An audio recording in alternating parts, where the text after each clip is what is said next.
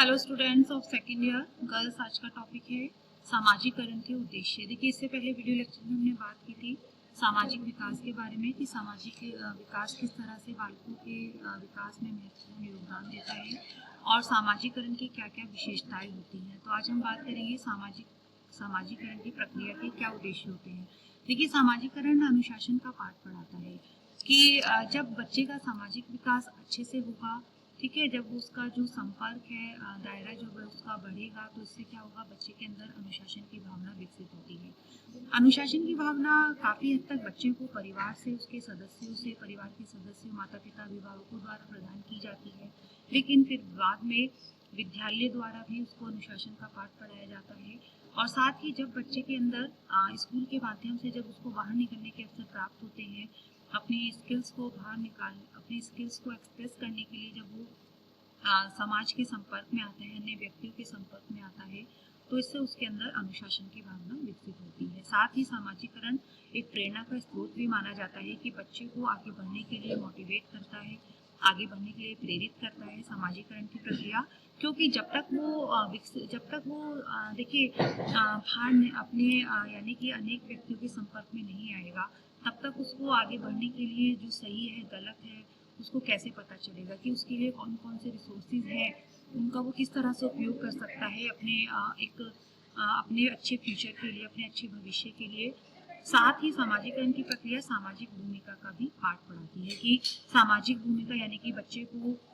एक तरह से अपने धर्म, अपने परिवार, अपनी संस्कृति, अपने समाज के कर्तव्यों कि उसका समाज के प्रति क्या कर्तव्य है, क्योंकि वह एक सामाजिक नागरिक है, तो इसके लिए उसको सामाजिक भूमिका का पाठ भी उसको सामाजिकरण की प्रक्रिया द्वारा ही प्रदान होता है। साथ ही सारी जो कुशलता है वो सामाजिकरण की प्रक्रिया द्वारा, जब बच्चे के अंदर अनुशासन होगा, प्रेरणा होगी, सामाजिक भूमिका का उसके अंदर सामाजिक भूमिका होगी, तो ऐसे में बच्चे के अंदर कुशलता भी अपने आप ही विकसित हो जाती है। साथ ही सामाजिकरण के द्वारा व्यवहारों में अनुरूपता भी आती है कि बालकों को अपनी समस्या को, अपनी परिस्थितियों को का समाधान करने की, जिस तरह की परिस्थितियां हैं उसी में अपने को चेंज करना, अपने व्यवहार में बदलाव लाना, ठीक है, या अपने संवेगों में स्थिरता लाना, ये तो सब सामाजिकरण की प्रक्रिया द्वारा ही संभव हो सकता है। बात करते हैं बच्चों माँ बाप, अभिभावक और बच्चों का रिश्ता। देखिए, अभिभावक और बच्चों का रिश्ता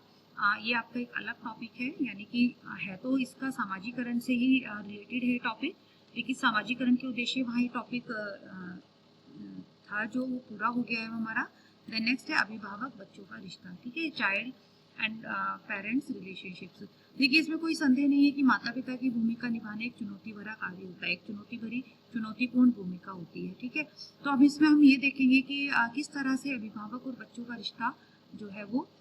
सुदृढ़ हो सकता है, क्योंकि एक माता पिता और बच्चों का जो रिश्ता होता है वो काफ़ी हद तक उनकी परवरिश पर भी उनके निर्भर करता है। जितनी ज़्यादा परवरिश बालकों को अच्छी दी जाएगी, उतना ही उनका रिश्ता मजबूत होगा, या ये कहा जाए कि अभिभावक बच्चों का रिश्ता जितना मजबूत होगा, परवरिश उतनी ही बेहतर होगी। माता पिता और बच्चों के बीच विशेष बंधन सबसे मजबूत और सबसे वास्तविक संबंधों में से एक माना जाता है। देखिए, देखा गया है कि सबसे पहले तो माता पिता और बच्चों के बीच विशेष बंधन हो, तो इसके लिए माता पिता को चाहिए कि वो अपने बच्चों की सभी गतिविधियों में शामिल हों, ठीक है, उनको ध्यान दें, उनकी सभी कार्यों पर, उनकी गतिविधियों में शामिल हों। साथ ही उन्हें आगे बढ़ने के लिए, उन्हें हर गतिविधि में भाग लेने के लिए उनको प्रोत्साहित करें, उनको मोटिवेट करें, ठीक है, उनको मॉरल डाउन ना करें, उनको प्रशंसा करें उनकी, ठीक है, जब भी वो किसी कार्य में या किसी भी प्रतियोगिता में हिस्सा लेते हैं तो उनको मोटिवेट करें, उसको उनकी प्रशंसा करें, ताकि जो है इससे बच्चे को आगे बढ़ने के साथ साथ उनका जो है व्यक्तित्व का विकास, उनके अंदर कॉन्फिडेंस की भावना, आत्मविश्वास की भावना भी उनके अंदर विकसित होती है। तो मेन पॉइंट यही है कि सबसे ज़्यादा कि बालकों की माता पिता को अपने बच्चों की दिन की गतिविधियों में उनमें भाग लेना चाहिए। साथ ही माता पिता और बाल संबंधों को मजबूत करने के लिए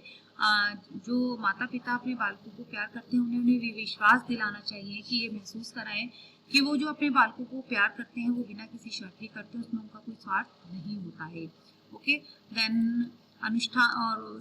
साथ ही बालकों को कभी कभी जैसे कि बच्चों के साथ टाइम स्पेंड करना, उनकी प्रॉब्लम्स को समझना, उनकी समस्याओं को सुनकर फिर उनको जैसे उनके लिए समाधान निकालना, ये भी एक माता पिता का महत्वपूर्ण कर्तव्य होता है। और साथ ही इससे उनके आपसी संबंध भी सुदृढ़ होते हैं। साथ ही बालकों के लिए समय निकालना, उनको समय देना। अगर जो माता पिता वर्किंग में है तो दिन में कोई भी सप्ताह में एक ऐसा दिन, ऐसा समय निकालना, ऐसा दिन निकालना कि ताकि वो अपने बच्चों को समय दे सकें, उनको आउटिंग, उन्हें बाहर ले जा सकें, उनको खाना, डिनर के लिए, लंच के लिए, ठीक है, ताकि जो है उनमें आपस में जो है रिश्ता मजबूत हो। साथ ही माता पिता को चाहिए कि वे अपने बालकों को अपने धर्म, अपने परिवार के रीति रिवाजों से उनको अवगत कराएं, ताकि अगर बच्चों को अपने धर्म, अपने संस्कार, समाज के प्रति कर्तव्य क्या होते हैं उनको नहीं पता होगा, तो वो क्या करेंगे कि ऐसा जब अगर वो उनको खुद नहीं मानेंगे या वो अपने परिवार में अपने अलग अलग जो जैसे कि सांस्कृतिक कार्यक्रम भी होते हैं, कुछ धार्मिक कार्य भी होते हैं, तो अगर वो इनमें इन्वॉल्व नहीं होंगे तो इससे क्या होगा कि बच्चों के अंदर सुरक्षा की भावना भी बढ़ती है कि अगर वो अपने धर्म, अपनी परंपराओं, अपने रीति रिवाजों को मानते हैं, उनको फॉलो करते हैं, तो उनसे बच्चों के अंदर सुरक्षा की भावना भी जागृत होती है। साथ ही अनुष्ठान और परंपराओं को बनाने से सुरक्षा की भावना भी विकसित होती है। और साथ ही बालकों के अंदर एक जो है प्रेम का, अपने परिवार के सदस्यों के प्रति प्रेम की भावना भी विकसित होती है। देखिए माता पिता को चाहिए कि परिवार सप्ताह में एक दिन ऐसा हो, परिवार यानी कि सप्ताह में जो सभी दिन है उनकी गतिविधि तैयार करें, एक ऐसी रूपरेखा बनाएं कि उन्हें लगे कि